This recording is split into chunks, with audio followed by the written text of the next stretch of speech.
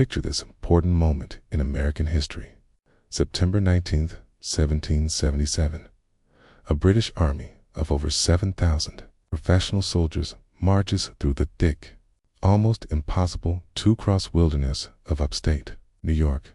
They are extremely confident and act like they are about to crush the American rebellion once and for all. Their commander, the famous General John Burgoyne, gentleman, playwright, and member of Parliament, has absolutely no idea that he's walking straight into a carefully prepared trap that will completely change the course of world history forever. Within 8 short weeks, his entire proud army will surrender in complete embarrassment. France will enter the war on America's side with their powerful navy and huge resources. And the American Revolution will be saved from the absolute edge of total collapse and defeat. This is the amazing story of how one careful general's smart choice of defensive ground combined with his stubborn refusal to fight the regular battle British confidently expected and prepared for turned the tide of the American Revolution and permanently changed the fate of nations across the globe.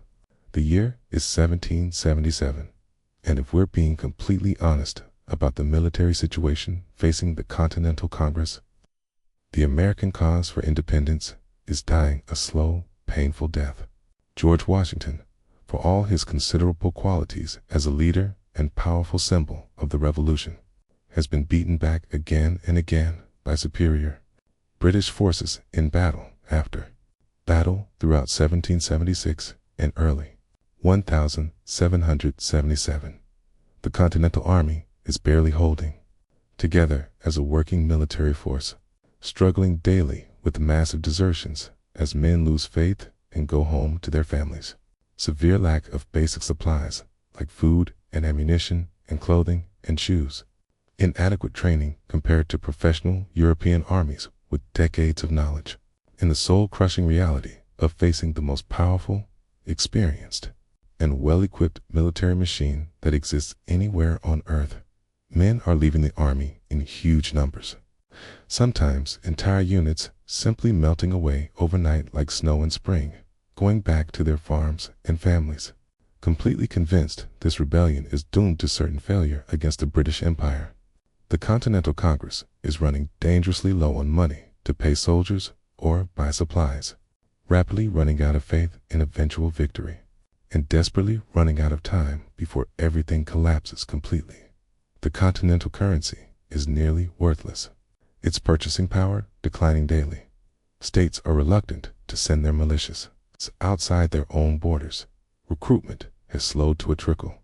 Many delegates are privately, secretly wondering among themselves if they should seek terms of surrender from Britain before the British completely crush them militarily and execute them all as traitors and rebels against the crown. The British High Command in London and New York knows perfectly well the Americans are steadily weakening and can practically smell final victory in the air, like predators smelling blood in water.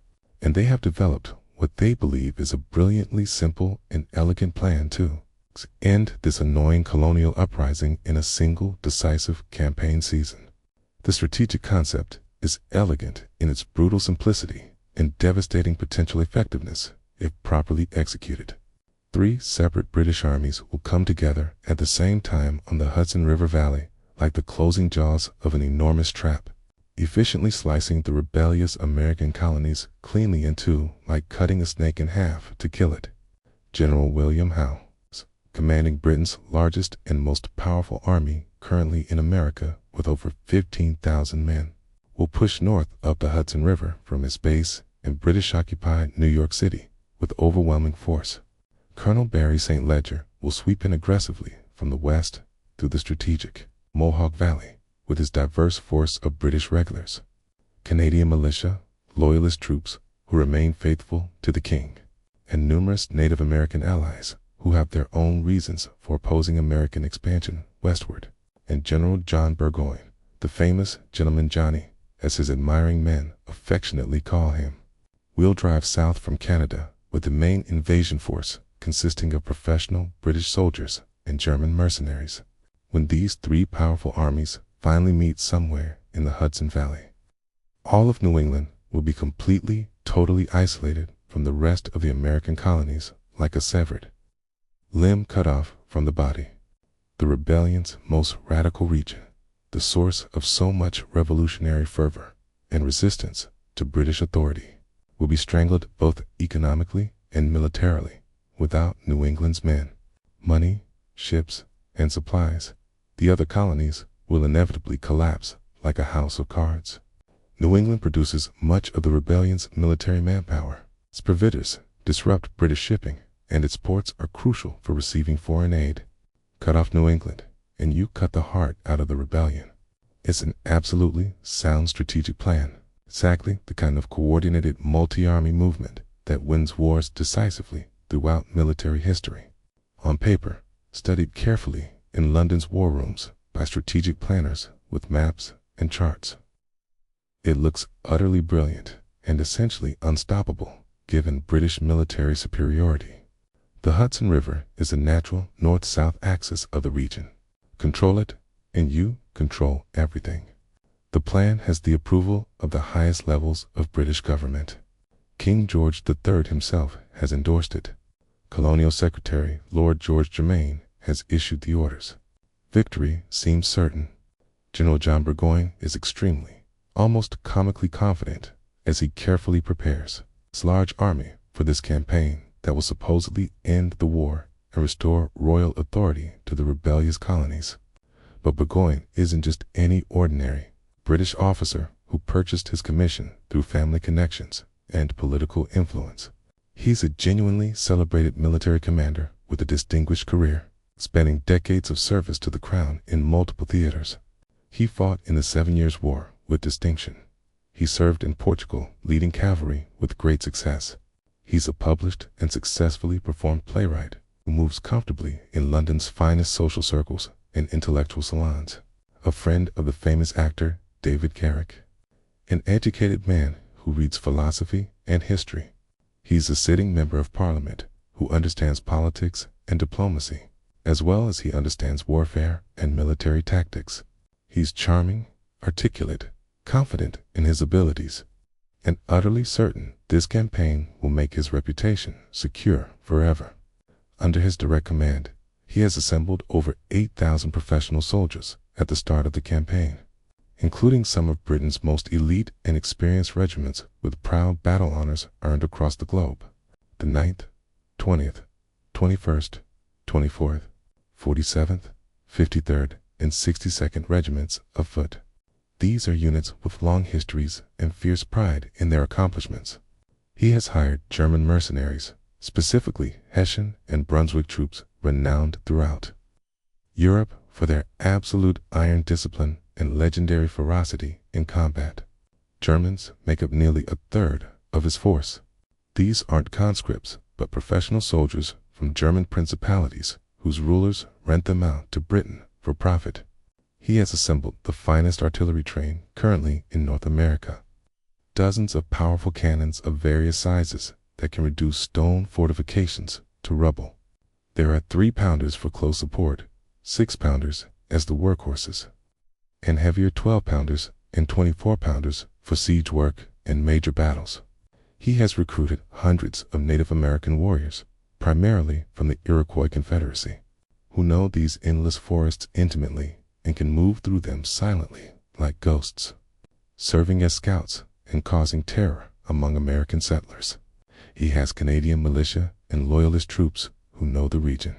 He's marching south to fight against what he and virtually all British officers genuinely, sincerely consider nothing more than a disorganized ragtag collection of farmers and shopkeepers and tradesmen playing at being soldiers with stolen muskets and minimal training. The image of American forces in British minds is one of undisciplined rabble who will run at the first sight of British bayonets. How could such a powerful, professional, well-equipped force possibly lose to such obvious amateurs who lack everything a real army needs? Training, discipline, equipment, supply systems, professional officers, military tradition. The idea is almost laughing plateau British thinking. The campaign starts exactly precisely as Burgoyne dreamed and planned it would in his most optimistic strategic planning sessions. In early July 1777, his powerful army approaches Fort Ticonderoga, the supposedly impregnable fortress that guards the absolutely critical route south from Canada into New York. The fort sits at the junction of Lake Champlain and Lake George, controlling the water route. The Americans have concentrated thousands of troops there under General Arthur St. Clair, a Scottish-born officer with Continental Army experience, prepared mentally and materially for a long, grinding siege that will buy precious time for the Revolution. The fort has thick walls, numerous cannons, and a garrison of nearly 3,000 men. American officers are quite confident the strong fort can hold for many months against any British assault.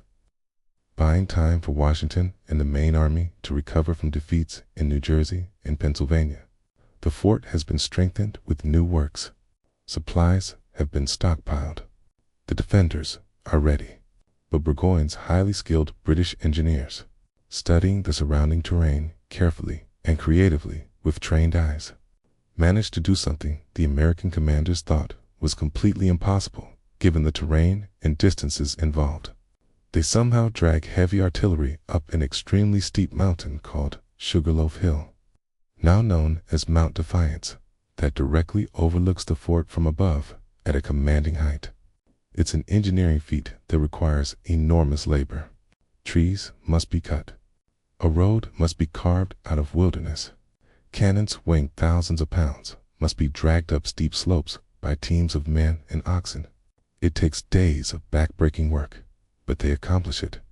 When the American garrison wakes up on the morning of July 5th to see British cannons pointing down at them from what they had confidently assumed was an inaccessible height, impossible to fortify, they immediately panic.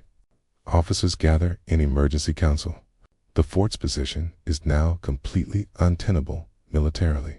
Any British artillery bombardment from above will slaughter the garrison like fish in a barrel. The walls that protect against ground attack are worthless against plunging fire from above.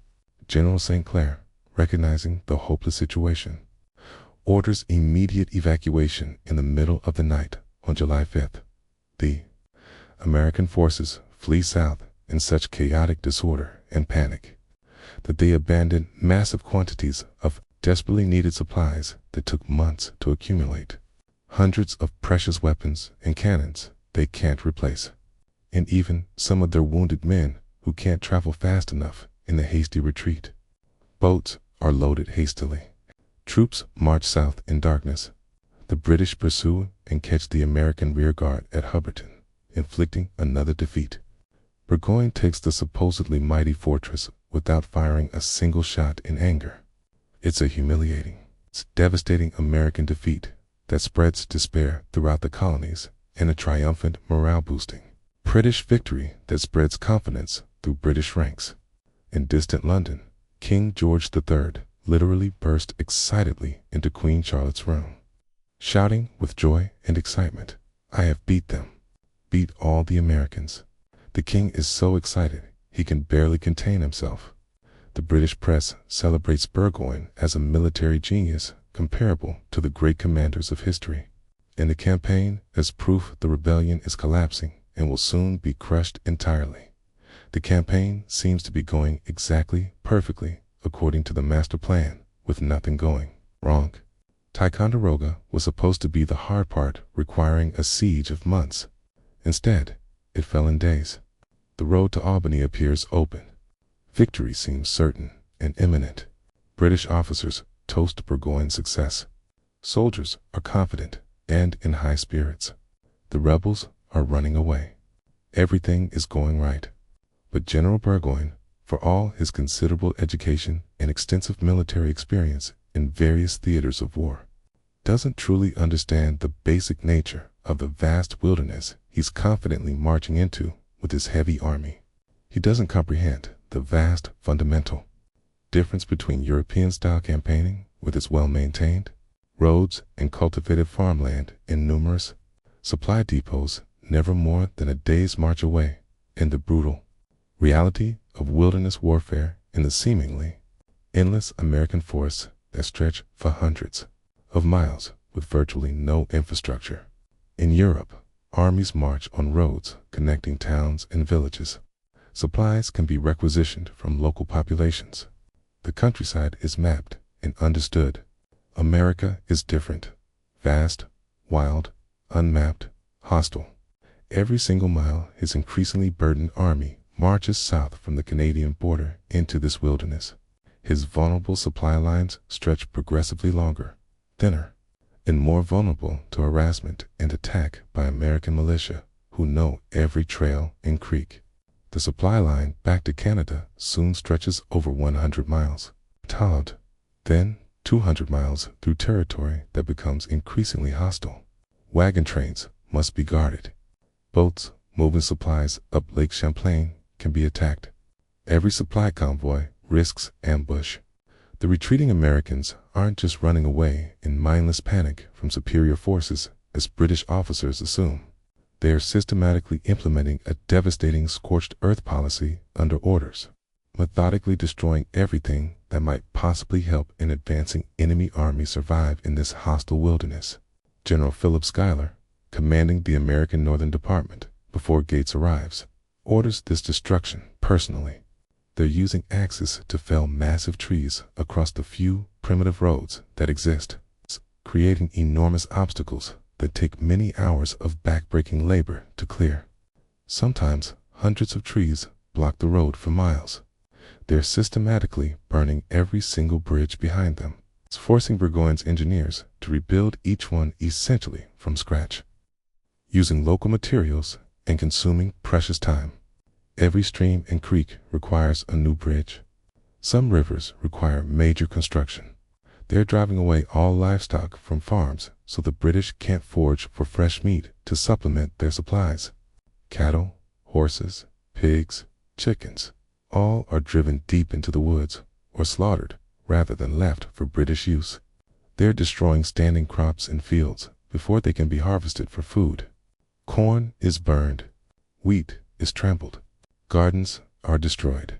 They're systematically filling wells with rocks and debris to deny clean water to the advancing army. In summer heat, water is crucial, and British troops suffer thirst. They're making the wilderness itself into a powerful weapon against the invading army.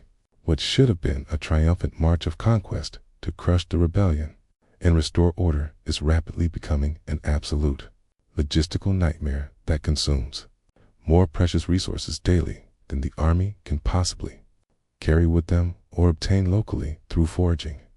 Burgoyne's massive army is moving at an agonizingly slow crawl through the thick forest, sometimes covering barely a single mile in an entire exhausting day of hard physical labor. His soldiers are spending far more time working as common laborers than as fighting men, constantly hacking through dense woods with axes and saws, rebuilding primitive roads essentially from scratch with picks and shovels, constructing new bridges over dozens of streams and rivers using whatever timber they can cut, hauling tons upon tons of heavy baggage and artillery through terrain that seems almost deliberately designed by an angry nature to swallow entire armies without trace. The heat is oppressive. Men sweat through their wool uniforms. Insects swarm constantly. Mosquitoes and black flies are relentless. Disease begins to spread through the ranks. Dysentery weakens men. Fevers strike. The army that marched confidently from Canada is slowly being worn down by the wilderness itself before a major battle is even joined. Officers complain in their journals about the difficulty. Soldiers grumble about the endless labor. Progress is measured in hundreds of yards per day rather than miles.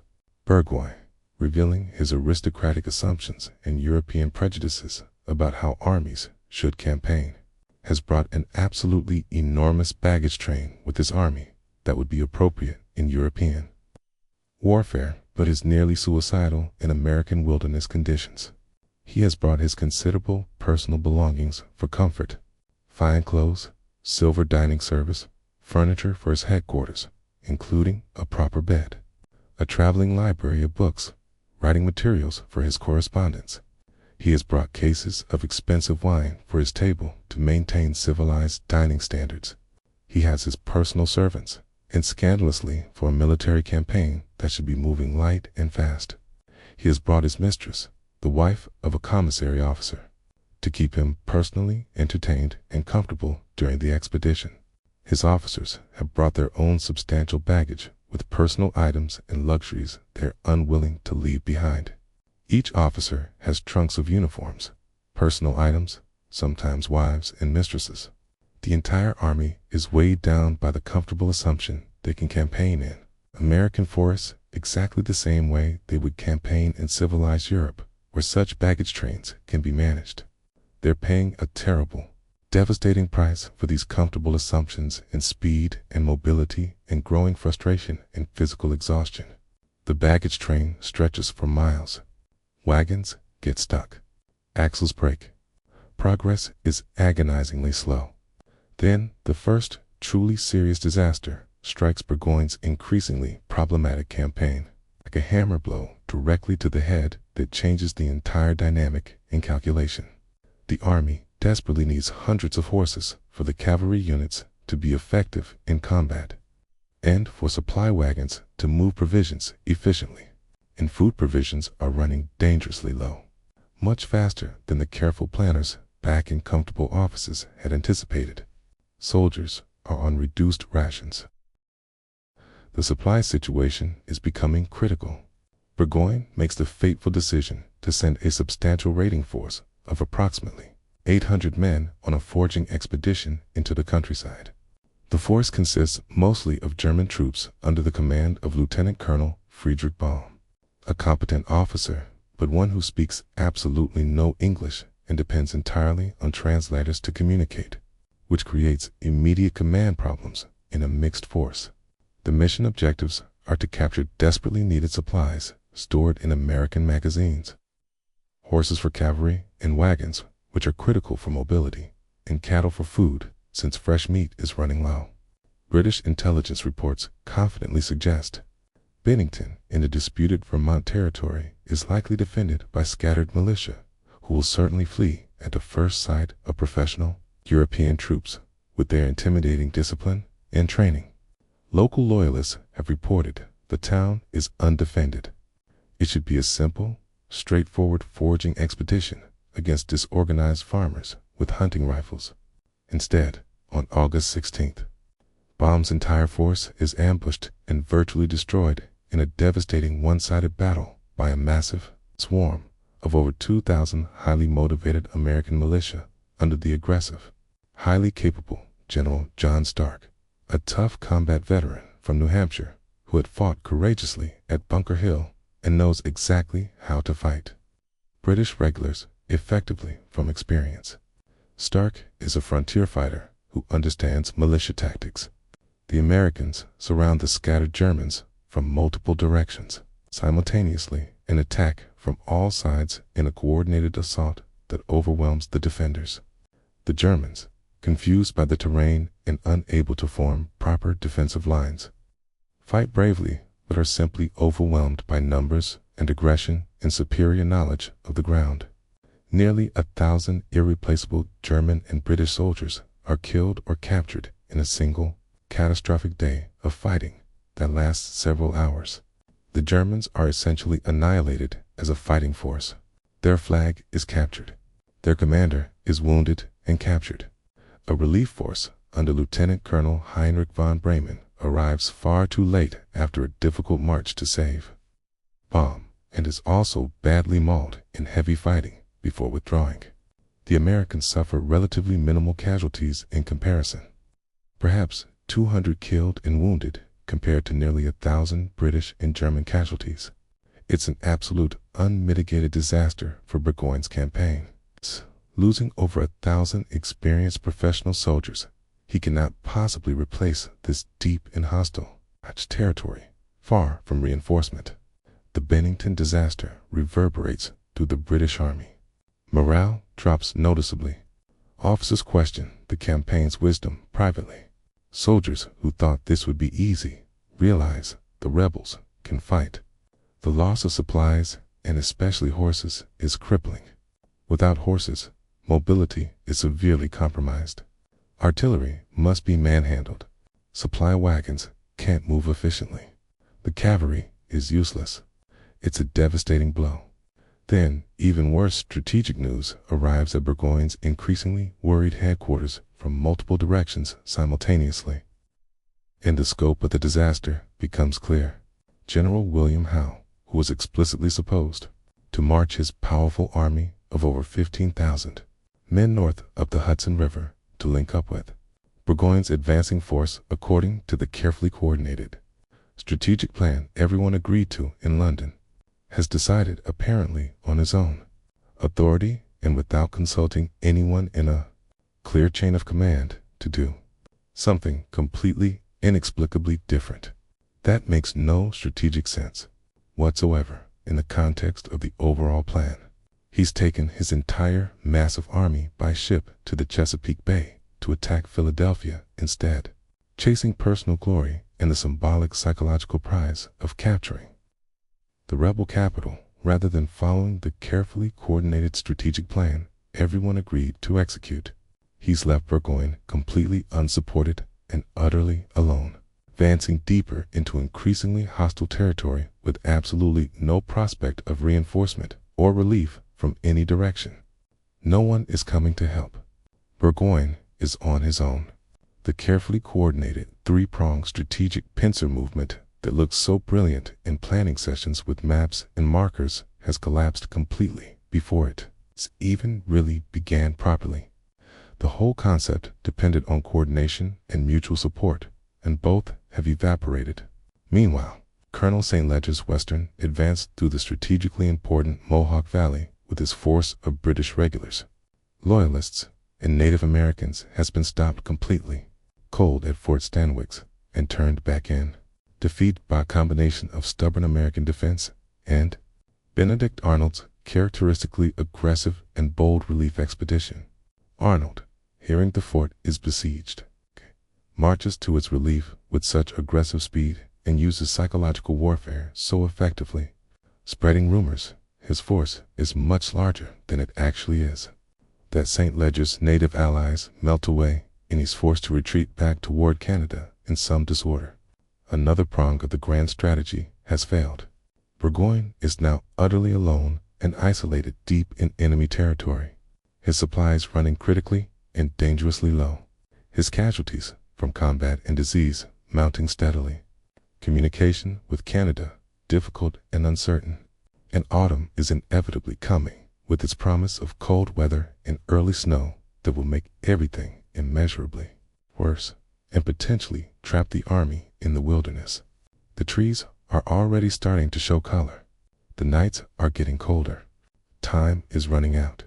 Any rational, objective military assessment of the rapidly deteriorating strategic situation says absolutely clearly that Burgoyne should immediately turn his army around and retreat back to Canada, while he still realistically can with most of his force intact and save his army. His senior officers know it perfectly well, and some say so openly in council meetings, voicing concerns about the supply situation and isolation. Baron von Riedesel, the German commander, argues strongly for retreat while it's still possible. The strategic situation is clearly hopeless without support from Howe or anyone else. Winter is coming. Supplies are critical. But Burgoyne is an intensely proud man who cannot accept failure or admit he was wrong. A supremely confident man who believes completely in the inherent superiority of professional European soldiers over American militia, despite the evidence mounting against this assumption. And he's absolutely certain that one good, solid, decisive, pitched battle fought on proper European terms will scatter these amateur American farmers like chaff before wind and open the road south to Albany and ultimate victory and glory and vindication of his campaign and his reputation. He makes the ultimately fateful decision to press forward despite all advice to the contrary, committing his army irrevocably to the campaign regardless of consequences. He orders his army to cross to the west bank of the Hudson River on a bridge of boats, deliberately cutting himself off from his easiest and most direct line of retreat back north to Canada. He's now completely committed to fight his way through to Albany by force of arms and defeat the American army standing in his way, or his entire army is trapped with no realistic escape route. The bridges are cut behind him. There's absolutely no turning back now from this decision. It's victory or destruction. The Americans know exactly where Burgoyne is at all times and exactly where he's inevitably going because they're scouts, and local militia are constantly watching his every move and reporting back with detailed information. American scouts shadow the British Army constantly. Local farmers report British positions. Burgoyne's army is too large to hide and moves too slowly to evade surveillance, and the Americans have just received a new commanding general for their northern department, who will make all the crucial difference in what's coming. His name is Major General Horatio Gates. Now, if you know anything substantial about the American Revolution, beyond the basic popular myths and simplified stories taught in elementary school, you know that Gates isn't remembered by history as one of the great warrior generals who won glory and fame through conspicuous personal courage in combat leading charges. He's not Benedict Arnold, who leads desperate charges with seemingly suicidal courage and brilliant tactical improvisation in the heat of battle. He's not George Washington, who inspires men through sheer force of character and personal presence and becomes the absolutely indispensable, a symbol of the entire cause. He's not Nathaniel Greene, who combines strategic brilliance with tactical flexibility and demonstrates the ability to learn from mistakes. Horatio Gates is something else entirely, something less dramatic and romantic, but potentially more valuable for this specific, critical moment in the war. He's a careful, methodical, cautious general who understands something absolutely crucial about this particular war that many more aggressive and romantically minded commanders completely miss or dismiss as unimportant. The Americans don't actually need to destroy British armies in great Napoleonic-style decisive battles that military theorists dream about and write about in books. They just need to not lose decisively. They need to survive as a fighting force. They need to preserve their army as a symbol of continued resistance. They need to make the war so expensive in British lives and money, so frustrating and endless. Tactical setbacks and strategic failures, it's endless in duration, that Britain eventually decides a victory isn't worth the enormous cost and gives up the entire effort. And achieving that fundamentally different strategic goal requires a completely different approach to warfare than anything traditional. European militaries teach their aristocratic students preparing for conventional war. Horatio Gates was born in England in 1727, the son of a household servant who worked for a wealthy nobleman's family. Through aristocratic patronage and family connections with the influential Duke of Leeds, he managed to purchase a military commission at age 17 and joined the British Army, beginning a long military career serving the crown. He served for many years, including during the French and Indian War in America during the 1750s, where he fought alongside a young George Washington at the Battle of Monongahela, where Braddock was defeated and killed, and formed personal connections that would later prove absolutely crucial when he chose sides in the Revolution.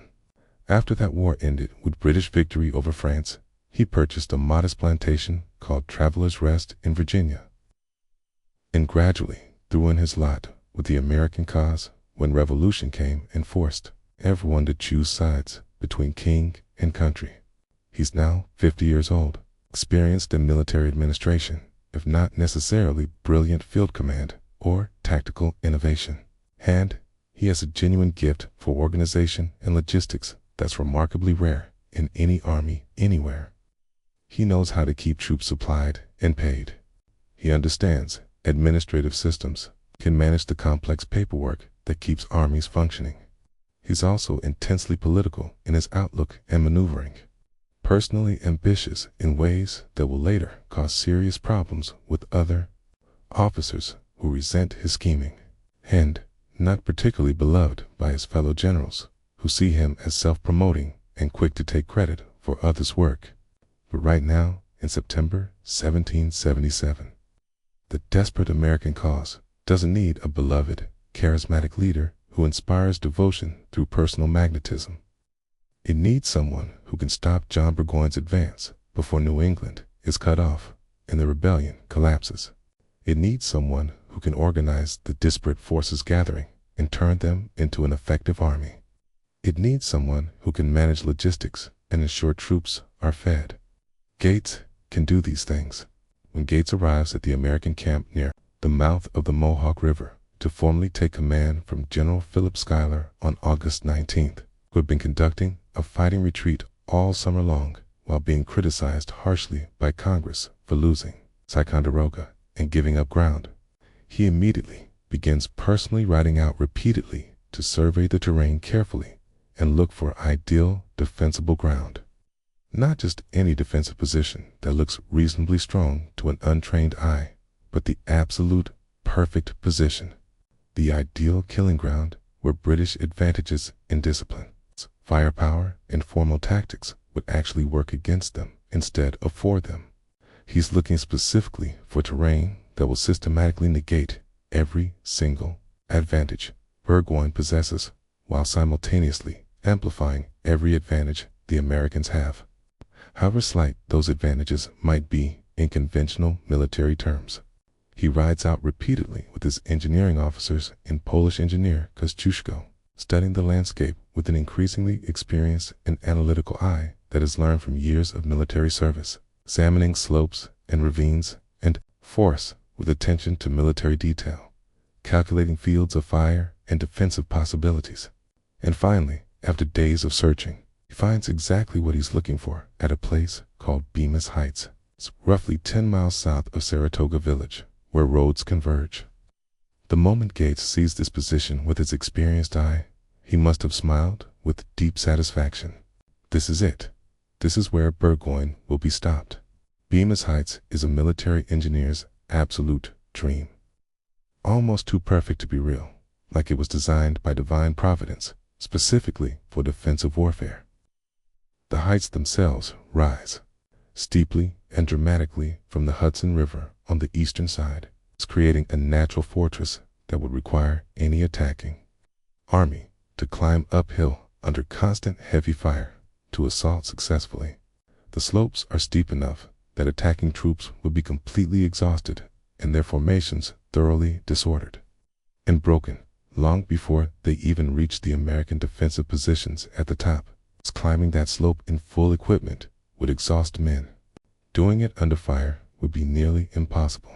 To the west, away from the river, the land breaks up into an extremely chaotic jumble of deep ravines that are difficult to cross. It's thick, nearly impenetrable forests where visibility is measured in yards, not miles. Rough, broken terrain full of obstacles and numerous small creeks and streams that will completely break up any attempt at organized military formations moving in European linear style. There's really only one practical route for Burgoyne's artillery-heavy army to advance southward toward Albany. A relatively narrow corridor squeezed between the commanding heights on one side and the impossible wilderness on the other. It's like a funnel narrowing to force attackers into a killing zone, and Gates is going to position his growing army to block that narrow corridor so completely, so thoroughly and professionally, with overlapping fields of fire and defense in depth, that Burgoyne will have absolutely no realistic choice except to attack directly into expertly prepared defenses on American terms where his advantages are negated, or sit in place and slowly starve to death as supplies run out and winter approaches. Gates has found the perfect bottleneck. But Gates doesn't simply position his army on top of the heights and passively wait for the British to arrive like sitting ducks, hoping for the best and relying on luck. That would waste much of the position's enormous defensive potential and advantages. He calls immediately for Tadeusz Kosciuszko, a Polish military engineer with extensive training, who is one of the most skilled engineers in the American army, a brilliantly trained professional military architect and engineer who who had volunteered to fight for American liberty despite having no previous connection whatsoever to the colonies or their cause beyond, caring passionately in the principles of freedom and self-determination involved. Kosciuszko had studied engineering and artillery at the Royal Military Academy in Warsaw and in France, receiving professional training in the science of fortification that very few Americans possessed. He's one of those remarkable, idealistic figures who periodically appear in revolutionary movements throughout history. Highly trained professionals offering their considerable skills to a cause they believe in purely from idealistic conviction rather than money or advancement. Together, Gates and Kosciuszko carefully designed an integrated, sophisticated defensive system that will transform Bemis Heights from merely a strong natural position into an absolute fortress that can be successfully held by a mixture of inexperienced militia and more professional Continental regulars working together effectively in mutually supporting positions. Kosciuszko surveys the ground repeatedly and carefully with the expert eye of a professionally trained military engineer who understands fortification, science, and mathematics and has studied the great European fortifications. He sees exactly how the heights naturally command not just the river road below, but the entire approach from the north 4 miles, providing observation in fields of fire. He sees precisely how the ravines and forests to the west will inevitably channel any British flanking attempt into a few predictable avenues of advance that can be covered effectively by prepared defenses and carefully positioned artillery. He carefully, methodically notes the slopes and sightlines with surveying instruments and mathematical calculations, determining exact fields of fire with precision, identifying dead ground where attackers might find temporary shelter from defensive fire, and ensuring those areas are covered from alternate positions. And then he begins to design sophisticated fortifications that will maximize every single natural advantage the terrain generously offers while compensating for weaknesses.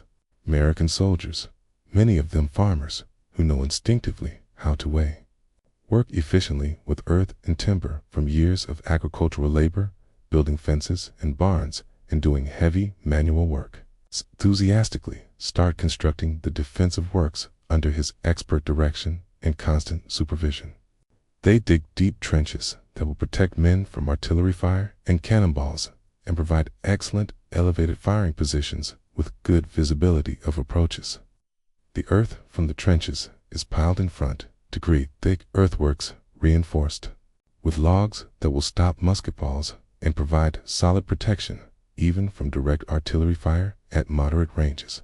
They create carefully positioned artillery platforms with overlapping and mutually supporting fields of fire, so that absolutely no approaches are left uncovered by deadly cannon fire and attacking forces will be caught in crossfires. They construct obstacles using abattis, sharpened logs and branches pointing outward like massive deadly spears to impale and disorder charging infantry and slow their advance into killing zones. They build redoubts, small fortified positions that can be held by relatively few men and provide strong points in the defensive line. They clear fields of fire, cutting down trees and brush that might provide cover for attackers. They position troops in depth with multiple defensive lines so that penetration of the first line doesn't mean collapse of the entire position. Every single day that passes, the defensive works grow progressively stronger. It's more elaborate and more formidable and intimidating to any potential attacker who can see them from a distance. The main American position is firmly anchored on the heights themselves, where the bulk of the American force camps behind increasingly strong and sophisticated earthworks that grow more imposing daily as work continues. Artillery pieces of various calibers are thoughtfully positioned to sweep the river road below, with devastating enfilade fire that will catch troops in the flank and dominate the entire northern approach to the position. The guns are positioned to support each other with overlapping arcs of fire, but the real genius of Gates's overall defensive concept and strategy isn't merely the obvious strength of the heights themselves, impressive as they are. It's how he intelligently extends his vulnerable left flank, progressively westward into that rough, broken terrain, refusing to leave it undefended and vulnerable to flanking movements. He positions troops in considerable depth, multiple lines of defense, using the natural ravines and thick forests as ready-made defensive barriers that will automatically break up any British formations that try to advance through them in the organized, linear formations they've been trained to use. Any British force attempting to flank around the heights to the P. West will have to fight their way through broken ground against defenders in carefully prepared positions who can see the British coming and fall back to secondary defensive lines if pressed too hard by superior numbers. It's a sophisticated defensive system with multiple layers of redundancy, deliberately built in through careful planning, where losing one position doesn't automatically mean losing everything and doesn't compromise the entire defensive system, because there are always more lines to fall back to. Defense, in-depth, mutual support, overlapping fires, multiple fallback positions, use of terrain. It's textbook military engineering applied brilliantly to this specific ground. Gates starts with approximately 7,000 men under his direct command when he takes over, roughly numerically equal to Burgoyne's force in raw numbers of bayonets. But he possesses enormous strategic advantages that compound and grow stronger with each passing day. His men are fighting on their own soil, literally defending their own homes and families from foreign invasion and occupation. Many soldiers are from New York and New England and are protecting their actual farms and villages. They know this terrain intimately from years of hunting and farming these exact woods and fields. They know every trail, every creek crossing, every hill.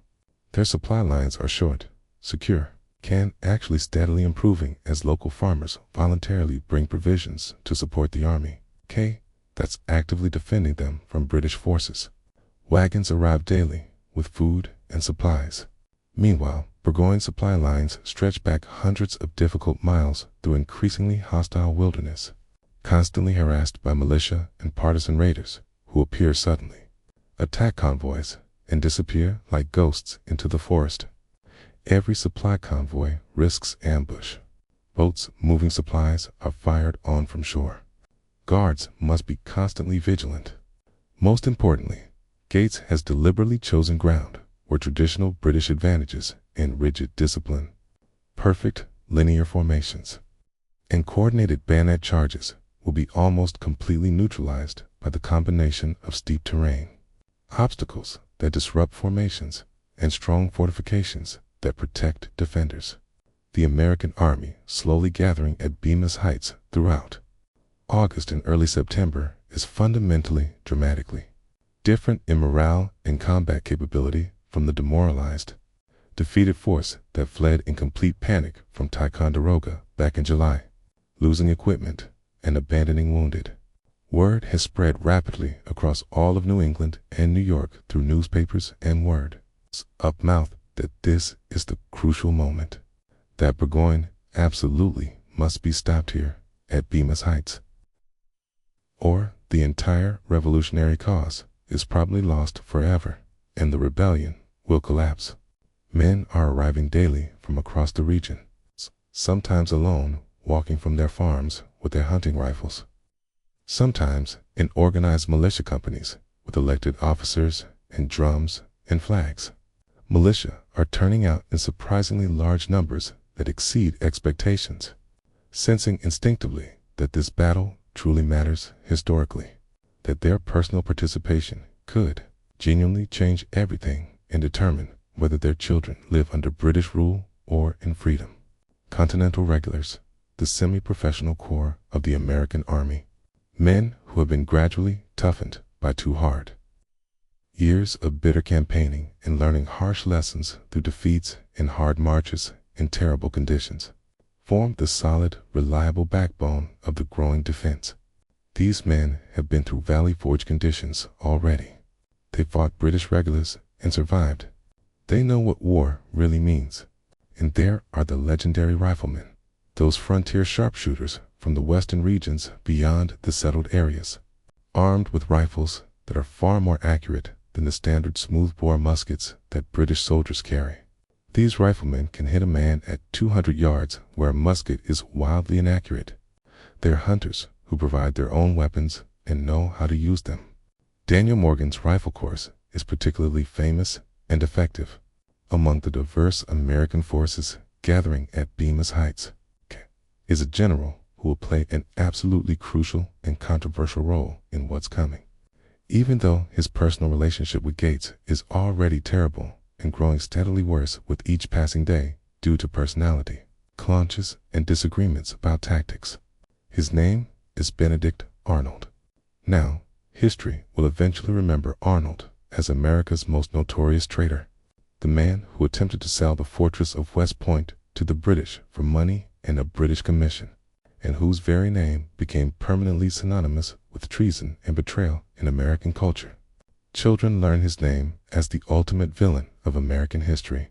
But here in September 1777, Benedict Arnold is genuinely one of the American Revolution's most aggressive, talented, and consistently successful combat commanders with an impressive combat record spanning multiple campaigns. Arnold led the difficult and nearly impossible expedition through the Maine wilderness to attack Quebec in winter conditions that killed many men. He fought bravely in numerous engagements. He has a reputation for personal courage bordering on recklessness. Arnold doesn't possess Gates's methodical patience or strategic caution and careful planning ability, but he has something else that's equally valuable and perhaps even rarer in warfare throughout history. He has an almost supernatural instinct for recognizing the decisive moment in a confused, fluid battle. That critical point where one more aggressive push will shatter the enemy completely and turn retreat into rout. And he possesses the raw physical courage and personal charisma to personally lead that desperate push himself, to deliberately put himself in the single most dangerous position on the entire battlefield and thereby inspire ordinary men to follow him into hell itself through a personal example. Soldiers will follow Arnold anywhere because he never asks them to do anything he won't do first. The growing tension between Gates' cautious, methodical approach and Arnold's aggressive instinct to go directly for the enemy's throat will ultimately define the coming battles in complex ways and lead to both triumph and personal conflict. As Burgoyne's increasingly desperate and hungry army approaches Bemis Heights in mid-September, moving slowly through the wilderness, his scouts and patrols bring back increasingly troubling reports that make his officers progressively more uneasy about attacking such a strong position. The Americans are thoroughly dug in on extremely strong ground that dominates all possible approaches from the north. Their defensive position looks genuinely formidable from distant reconnaissance, with extensive earthworks visible and numerous troops manning them. The fortifications are extensive and appear expertly constructed by someone who genuinely knows professional military engineering, not amateur work. The American army appears to be growing rapidly in strength rather than weakening through desertion, as optimistic British intelligence had confidently predicted based on assumptions about American morale and commitment. Burgoyne's officers, carefully studying these disturbing reports and the crude maps showing the terrain, strongly advise extreme caution in any attack on such a position. Some officers even quietly suggest retreat while it's still possible to withdraw in reasonably good order back toward Canada before winter makes that impossible. But Burgoyne has been thoroughly trained in traditional European military doctrine his entire adult life, and that established doctrine confidently teaches that disciplined European infantry in proper line formation, delivering perfectly synchronized massed musket volleys and climaxing attacks with terrifying bayonet charges executed with precision, are essentially unstoppable against any defense regardless of fortifications or terrain. He believes completely, without any doubt whatsoever in his mind, that his professional soldiers can break absolutely any rebel defense if they attack with sufficient determination and courage. He's about to learn an extremely hard, painful lesson about the fundamental difference between European warfare fought on open fields and American wilderness Fighting in broken terrain. September 19th, 1777. The day dawns, clear and relatively cool. Excellent weather for fighting a major battle without oppressive heat. Burgoyne makes his crucial decision to attack the American position despite all the risks and negative reports. But he immediately faces a serious tactical problem that any competent officer can clearly see. The American defensive position is far too strong to assault directly up the heights in a frontal attack directly from the north. A direct frontal assault, straight up those steep slopes into prepared defenses, bristling with artillery and thousands of muskets, would be absolutely suicidal, producing catastrophic casualties, and even Burgoyne can clearly see that tactical reality despite his confidence. So he decides on a considerably more complex and sophisticated plan that requires extremely careful coordination across difficult terrain. He divides his army into 3 separate columns for a coordinated, multi-pronged attack that will hit the Americans from multiple directions. The first column, under General Simon Fraser, his absolutely best and most reliable combat commander, will swing far to the west with about 2,000 men and then wheel south in an attempt to hit the American left flank and roll up their line. The second column, under Burgoyne's personal command, with his best British regiments, will advance through the center to engage the Americans frontally once Fraser's flanking movement draws their attention and forces. The third column, under the highly capable Baron Friedrich von Riedesel, commanding the professional German troops, will demonstrate with limited attacks along the river road to pin down American forces there and prevent reinforcements from shifting west to counter the main attack. It's a genuinely ambitious plan that requires precise timing and careful coordination across extremely difficult terrain without any reliable way to communicate between widely separated columns once they're lost in the dense forest where visibility is measured in yards. 18th century armies have no radios or even signal flags in forest. Communication depends on runners who must traverse miles of difficult terrain, taking time and potentially getting lost. It's exactly the kind of plan that looks absolutely brilliant when you draw neat colored arrows on a map in a headquarters tent, but tends to fall apart completely in the inevitable confusion and chaos and friction of actual combat when nothing goes according to plan.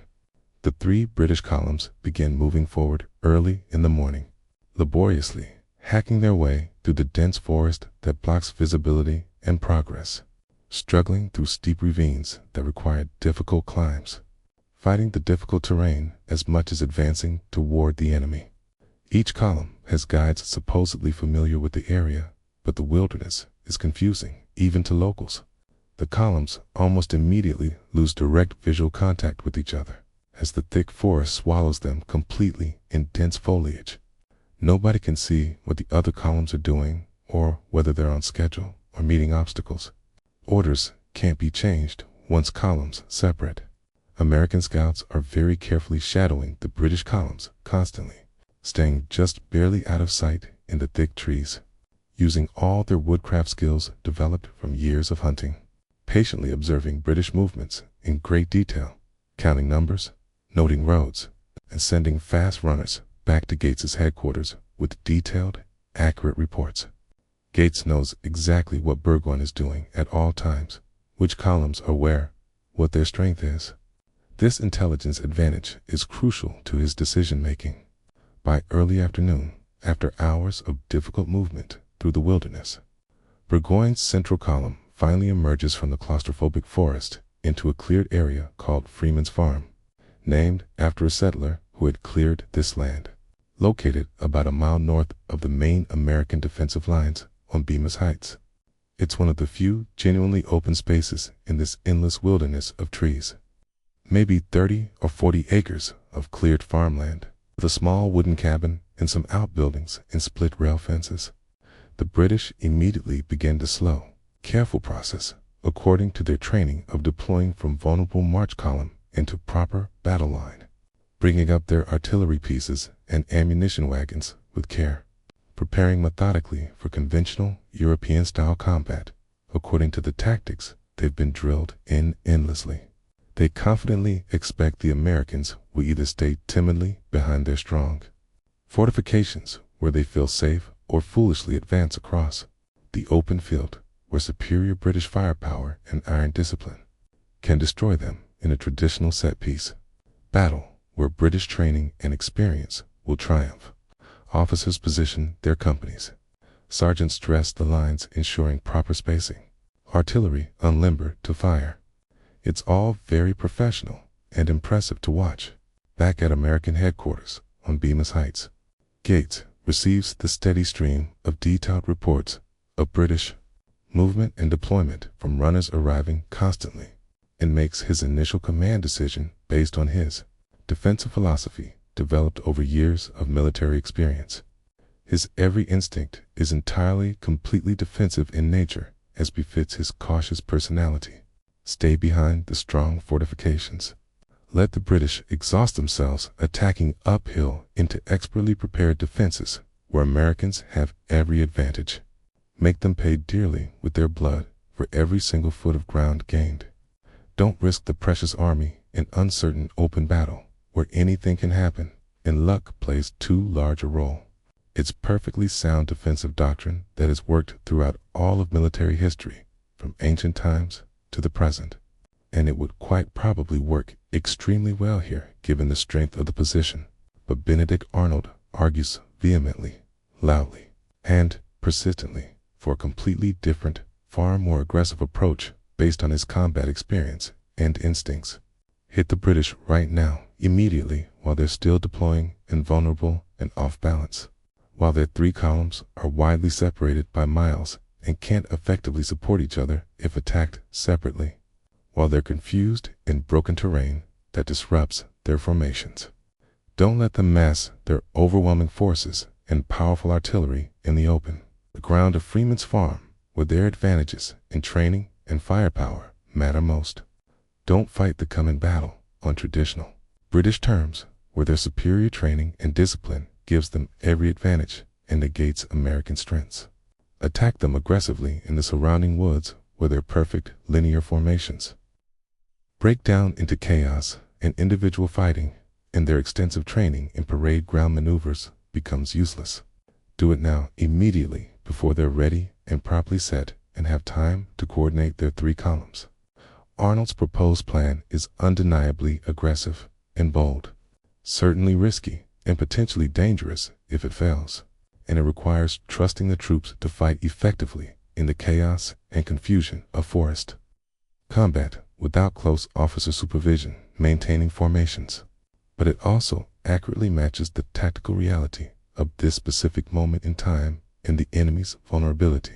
The British are genuinely vulnerable right now, divided and deploying in an exposed position. In another hour, they very well might not be vulnerable anymore once they're fully deployed and coordinated. After a heated argument between the two strong-willed generals that nearly becomes an angry shouting match with personal insults, Gates finally reluctantly agrees to a compromise solution that satisfies neither man completely. He'll let Arnold send forward a strong force to engage and disrupt the British deployment. He absolutely won't commit the entire army to an uncertain battle in the woods beyond the fortifications. He's still thinking primarily defensively, still wanting to preserve his fortified position at Bemis Heights as the ultimate fallback if things go wrong in the field and the attack fails. Arnold immediately, eagerly dispatches two of the army's best and most reliable combat units, his most effective troops.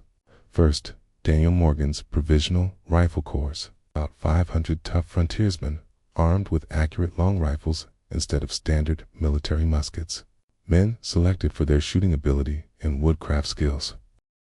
These aren't men drilled endlessly to stand in neat rows and fire volleys on command, like European soldiers following rigid procedures. These are individual marksmen, experienced hunters who provide their own weapons and ammunition, Indian fighters with years of experience in wilderness combat, men who can reliably hit a specific target at 300 yards where most soldiers can barely hit anything.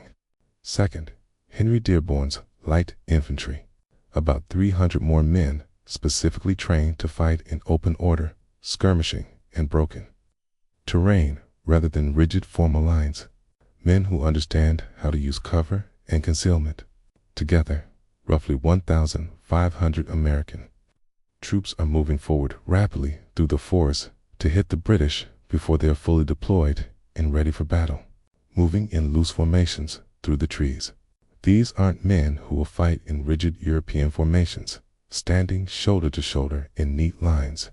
These are fighters who will intelligently use every tree, every depression in the ground, every stone wall, every bit of natural cover available to protect themselves while shooting at exposed enemies. They're about to introduce the professional British Army to a very different, unfamiliar kind of warfare that British training hasn't prepared them for.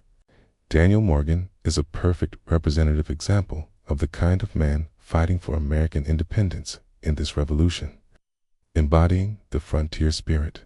He's a rough frontier fighter from Virginia's western backcountry, beyond the settled areas. A former teamster and wagoner who hauled supplies and knows hard work, who served in the French and Indian War as a young man and knows wilderness combat intimately.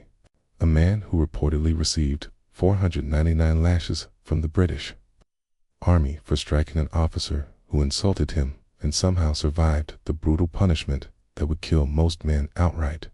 He claims he counted every lash and the drummer missed one.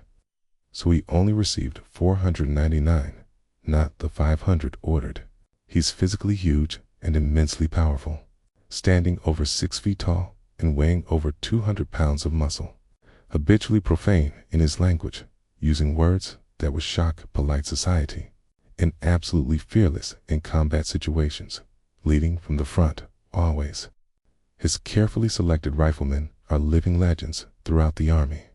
Men who can shoot the head off a turkey at 100 yards for food or hit a man-sized target at 200 yards consistently. These aren't boasts, but demonstrated skills. Morgan uses a distinctive turkey call, a wild gobbling sound, as his unit's unique rallying signal in the forest. But you can't see more than 50 feet through the trees, and verbal orders can't be heard far. When his scattered men hear that unique call echoing through the woods, they know exactly where to assemble for new orders.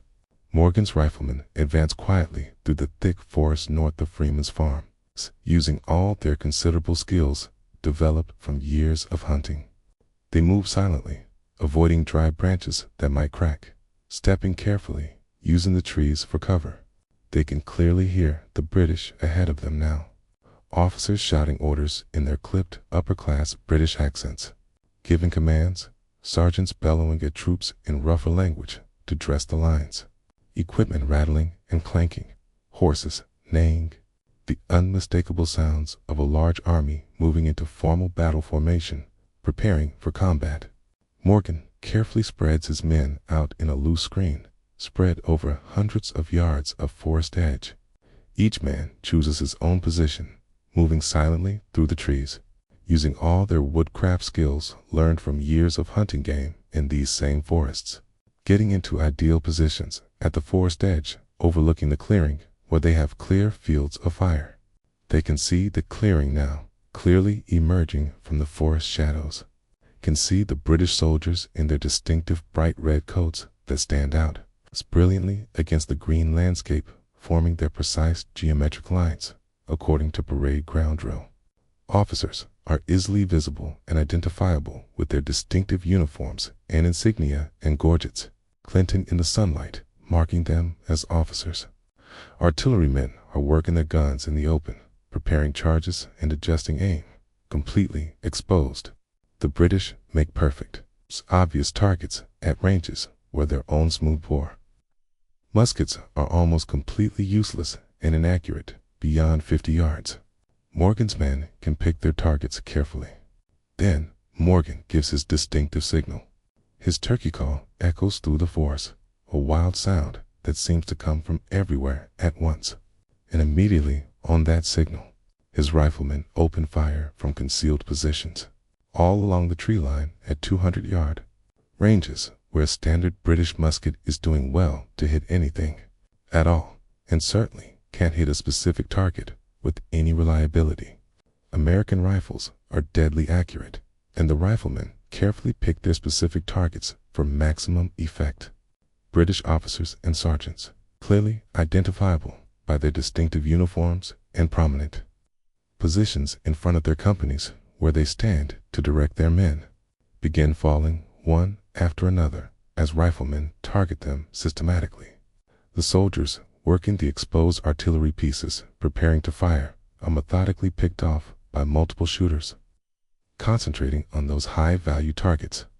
The carefully dressed British lines wavered noticeably and showed visible confusion as men fall and officers shout contradictory orders. Individual soldiers drop. The Americans aren't fighting according to accepted European military conventions and the established rules of warfare that govern how gentlemen fight. They're not standing in neat lines, politely waiting their turn to trade volleys at close range like civilized armies. They're shooting from cover, where they can't be seen or targeted effectively, deliberately targeting leaders and officers, specifically to cause maximum confusion and disrupt command and control, systematically creating chaos and disorder in the British ranks by removing the leadership that holds units together. It's considered unsporting and unfair by European military standards, ungentlemanly warfare. It's also devastatingly effective in actual combat. The British recover quickly because they're professional soldiers with years of intensive, repetitive training and iron discipline beaten into them through endless drill. They can't effectively return accurate fire at the hidden riflemen in the forest shadows they can't see, but they can advance aggressively with fixed bayonets in organized lines, which they've been trained to do. British infantry move into the woods in organized lines with bayonets fixed and glinting. Officers leading them forward, shouting encouragement. And now the Americans are in serious trouble as close combat approaches. Rifles are notoriously slow to reload, requiring careful procedure with powder and patch and ball, taking a full minute for a skilled man. And in close hand-to-hand combat, man with a rifle that takes a minute to reload has absolutely no defense against a determined soldier with a 17-inch bayonet who knows how to use it effectively. Morgan's riflemen fall back rapidly through the trees as they've been trained to do, loading as they retreat. The British pursue aggressively and shout, sensing victory. Then Dearborn's light infantry hits the British flank hard in a sudden, violent counterattack from an unexpected direction, pouring musket fire into the exposed British flank at close range, and then charging. Now, the fighting becomes desperate, confused, chaotic, swirling through the trees in a way that no European military academy ever taught in its classes or prepared officers for.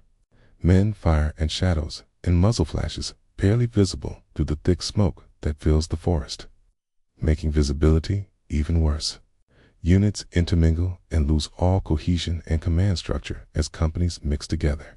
The careful British formations that look so impressive on a parade ground completely break apart in the dense woods where you can't see your officers and can't hear commands and can't maintain line formations through the trees.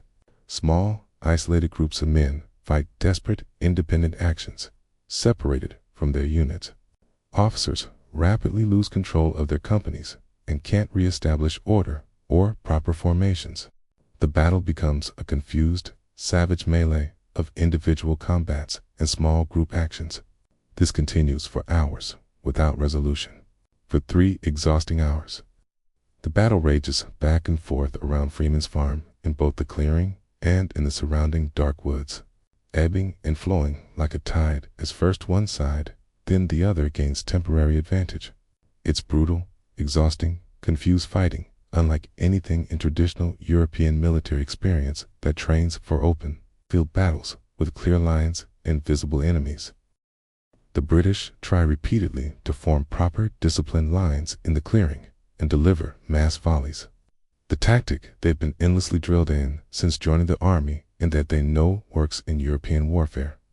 Every time they start to form up properly in good order with officers dressing the lines, American troops hit them hard from the woods with musket fire and rifle fire. inflict significant casualties, then fall back quickly before a counterattack can develop and be organized. Then the Americans counterattack from a completely different direction, while the British are still recovering and trying to reform their disrupted lines. The British can't pin them down to destroy them. Pawned, they can't force a decisive battle on European terms where their advantages in training and discipline matter most. British discipline and years of training keeps them in the fight and prevents total collapse en route. But they're steadily bleeding irreplaceable casualties, becoming progressively more confused and exhausted from hours of combat. Officers are being specifically targeted by riflemen and shot down at an alarming rate that disrupts the entire chain of command. The enlisted men, rigidly trained to follow officers' orders without thinking for themselves, are increasingly without clear direction or effective leadership as officers fall.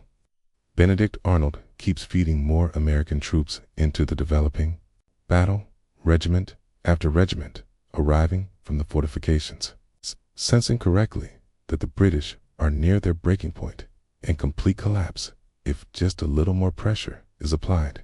He desperately wants Gates to commit the entire army to launch an overwhelming assault with everything available that will destroy Burgoyne's force completely today and end the entire campaign in a single afternoon of decisive combat. This is the decisive moment. Arnold is absolutely certain of it with every fiber of his being and all his combat experience. Throw everything at them now while they're reeling and confused, and the entire campaign can be won in a single afternoon. We can capture Burgoyne's entire army today if we attack with everything. But Gates absolutely refuses to gamble the army on an uncertain outcome. He can see that the British are suffering heavily from the fighting, but they're not broken yet and might rally. He can see his defensive position at Bemis Heights is still intact and secure. He won't risk the entire army on an uncertain battle in the woods that could go either way and might end in disaster if British reinforcements arrive. Thank you for watching The Historic America. If you enjoyed this comprehensive deep dive into how defensive positioning at Bemis Heights changed the American Revolution forever, please like and subscribe. Hit that notification bell. Share with anyone who loves military history. Leave a comment telling us what battle you want covered next. Thanks for watching.